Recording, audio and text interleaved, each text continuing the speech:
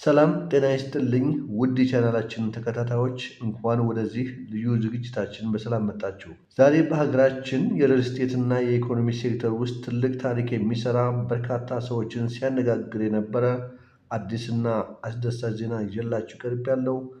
በኢትዮጵያ ታሪክ ለመጀመሪያ ጊዜ የውጭ ሀገር ዜጎች የመኖሪያ ቤት ባለቤት እንዲሆኑ የሚያስችለው አዋጅና ዝርዝር መመሪያ ሙሉ በሙሉ ተጠናቆ ወደ ተግባር መገባቱ ይፋ ሆኗል። ለመሆኑ ይህ መመሪያ ለማን ይፈቅዳል? በሀገር ውስጥ በሚኖሩ ዜጎች የቤት ዋጋ ላይ ምን አይነት ተጽዕኖ ያመጣል? የመንግስት ተቋማትስ ለትግበራው እንዴት ተዘጋጅተዋል?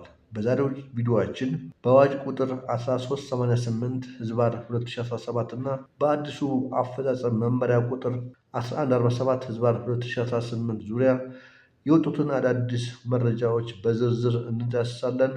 እስከ መጨረሻው አብራችሁን ቆዩ። ሰብስክራይብ ማድረጋችሁንም እንዳትረሱ። ለሰራተኞች ደሞዝና ተጨማሪ ክፍያዎችን ለመፈጸም ከዶላር፣ ዩሮ እንዲሁም ፓውንድ አካውንቱ ወደሚፈልጉት አካውንት ገንዘብ ለማስተላለፍ ዘገባውን በዝርዝር ስንመለከተው ነሐሴ 12 ቀን 2018 ዓ.ም የወጣው መረጃ እንደሚያመለክተው የውጭ ሀገር ዜጎች የመኖሪያ ቤት ባለቤት እንዲሆኑ ህጋዊ መንገድ የከፈተው በአዋጅ ቁጥር 1388 ህዝባር 2017 ነበር። ሆኖም ግን አዋጁ ብቻውን ወደ መሬት ወርዶ መተግበር ስለማይችል አዋጁን ወደ ተግባር ለመቀየር የሚያስችል ዝርዝር የአፈጻጸም መመሪያ ቁጥር 1147 ህዝባር 2018 ተዘጋጅቶ መጽደቁ ተገልጿል። ይህም ማለት አሁን ላይ ማንኛውም መስፈርቱን የሚያሟላ የውጭ ሀገር ዜጋ በኢትዮጵያ ውስጥ በህጋዊ መንገድ የመኖሪያ ቤት ባለቤት መሆን የሚችልበት በር ሙሉ በሙሉ ተከፍቷል ማለት ነው። ይህ ውሳኔ በሀገራችን የኢንቨስትመንትና የከተማ ልማት ጉዞ ውስጥ ትልቅ ምዕራፍ እንደሆነ ይታመናል። እንዲህ አይነቱ ትልቅ ሀገራዊ ውሳኔ በአንድ ተቋም ብቻ የሚተገበር አይደለም። በመሆኑም ስራውን በውጤታማነትና በደህንነት ለመምራት በርካታ ቁልፍ የመንግስት ተቋማት በጋራ እና በተናጠል ኃላፊነታቸውን ተረክበው ወደ ተግባር ገብተዋል። በዚህ ታላቅ ስራ ላይ በቅንጅት እየሰሩ ያሉትን ተቋማት ስንመለከት የከተማና መሬት ልማት ሚኒስቴር አጠቃላይ የቤቶች ልማቱንና የመመሪያውን ትግበራ በበላይነት ይመራል። የኢትዮጵያ መከላከያ ሚኒስቴርና የፌዴራል ፖሊስ ኮሚሽን ከሀገር ደህንነትና ሕግ ማስከበር አንጻር አስፈላጊውን ክትትል ያደርጋሉ። የውጭ ጉዳይ ሚኒስቴር ደግሞ ከዲፕሎማቲክና ዲያስፖራ ግንኙነቶች አንጻር ድጋፍ ያደርጋል። የኢትዮጵያ ብሔራዊ ባንክ ደግሞ ከውጭ ሀገር የሚገቡ የገንዘብ ዝውውሮችንና የውጭ ምንዛሬ ሁኔታዎችን በሕግ ያስተዳድራል ማለት ነው። በተጨማሪም የኢሚግሬሽንና ዜግነት አገልግሎት የዜጎችን ሕጋዊ የመኖሪያ ፈቃድና የቪዛ ሁኔታዎችን ያጣራል።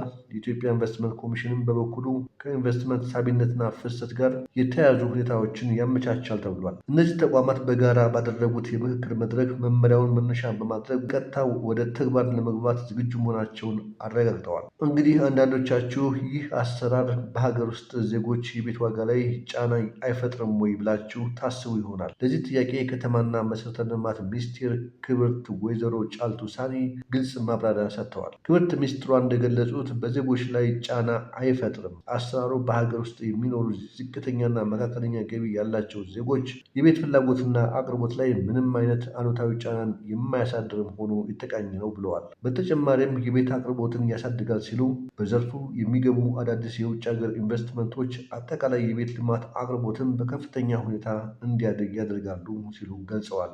አክለውም ኢንቨስትመንትን ይስባል ሲሉ ኢትዮጵያ በዓለም አቀፍ ደረጃ ለኢንቨስትመንት ያላትን ተመራጭነትና ተወዳዳሪነት በእጅጉ ያጎለብታልም ብለዋል። በተጨማሪም በሚኒስቴር መስሪያ ቤቱ የቤቶች ልማት መሪ ስራ አስፈጻሚ አቶ ጸጋዬ ሞሼ እንደገለጹት ይህ መመሪያ ለሀገሪቱ የኢኮኖሚ እድገት ከፍተኛ አስተዋጽኦ ይኖረዋል። ሆኖም ግን የውጭ ሀገር ዜጎች የቤት ባለቤት ለመሆን የተቀመጡትን መሰረታዊ መስፈርቶች በሙሉ ማሟላት ግዴታቸው እንደሆነ አጽንኦት ሰጥተው ተናግረዋል። እንግዲህ የዛሬውን መረጃ ለማጠቃለል ያክል የውጭ ሀገር ዜጎች የመኖሪያ ቤት ባለቤት እንዲሆኑ የሚያስችለው መመሪያ ቁጥር 1147 ህዝባር 2018 ጸድቆ ወደ ተግባር ተገብቷል። ጉዳዩ የሚመለከታቸው 7 የፌዴራል ተቋማት በቅንጅት መስራት ጀምረዋል። አሰራሩ ዝቅተኛና መካከለኛ ገቢ ያላቸው ዜጎች ሳይጎዳ የሀገሪቱ የቤት አቅርቦትን የኢኮኖሚ እድገት ያፋጥናል ተብሎ ይጠበቃል። የውጭ ዜጎች የቤት ባለቤት ለመሆን በተቀመጡት መስፈርቶች መሰረት ማሟላት ይጠበቅባቸዋል። ውድ ተመልካቾቻችን የዛሬው አዲስ መረጃ ይህንን ይመስል ነበረ። የውጭ ሀገር ዜጎች በኢትዮጵያ ቤት እንዲገዙ መፈቀዱ በሀገሪቱ የሪል ስቴት ገበያ ላይ ምን አይነት ለውጥ ያመጣል ብላችሁ ታስባላችሁ? ሀሳብና አስተያየታችሁን ከታች በኮሜንት ላይ ጻፉልን፣ ውይይት እናደርግበታለን። ቪዲዮውም ጠቃሚ መረጃ ይዞ ከቀረበላችሁ ላይክ ማድረጋችሁን አትርሱ። ለሌሎች ወዳጆቻችሁም እንዲደርስም ሼር አድርጉት። አዲስና ትኩስ መረጃዎች ደግሞ ቻናላችንን ሰብስክራይብ በማድረግ የደወል ምልክቷን ይጫኑ። ስለተከታተላችሁን ከልብ እናመሰግናለን። በሌላ አሪፍ ቪዲዮ እስክንገናኝ ድረስ ደህና ሁኑ። ቻው። ለሰራተኞች ደሞዝና ተጨማሪ ክፍያዎችን ለመፈጸም